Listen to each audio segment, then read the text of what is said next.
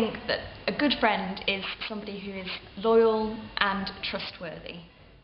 I think what makes a good friend is always being there for one another. I think a good friend is always being there for one another, trusting each other and having a laugh.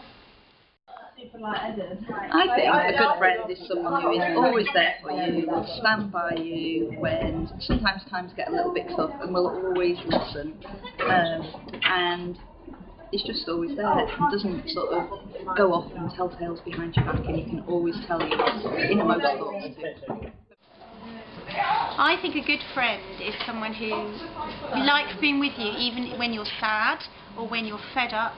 So not only when you're really happy, but when you're feeling fed up, they come around and they cheer you up in good times and in bad. And a good friend is someone that makes you happy all the time and makes you laugh and you share things together.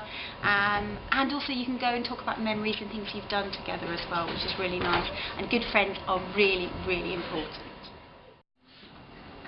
Okay, so I'd say a good friend for me is somebody who makes me laugh and maybe always has a smile and something humorous to say to pick you up when you're feeling a bit low.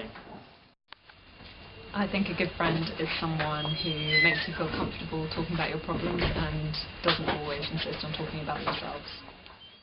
I think a good friend is someone who's very honest and also who helps their friends when they're sad or when they've got a big job to do and they need some help and support.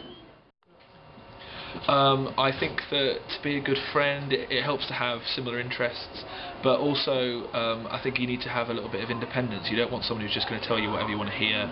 You want someone who's going to tell you if you're doing something wrong sometimes. So yeah, I think that's quite important.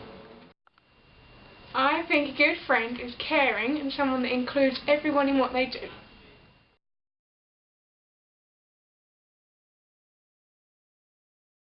I think the most common cause of friendship problems are misunderstandings between people. The most common cause that I come across all of the time is when people make new friends, which at secondary school you're always going to make new friends. And it's great to have lots of friends. It doesn't mean other friends have to be pushed out. And I think it's great for you to make new friends, your friends to make new friends, and just all come together as a big group. Don't push other people out, and that's the biggest cause of friendship problems, I would say, amongst the girls here at Presdale. The most common problem about friendships breaking up, I think, is when you're younger over boys, perhaps.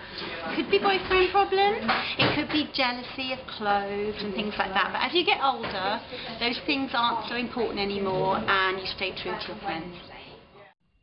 I think the most common cause of problems in year 7 is probably being a little bit too sensitive, especially when other people are tired.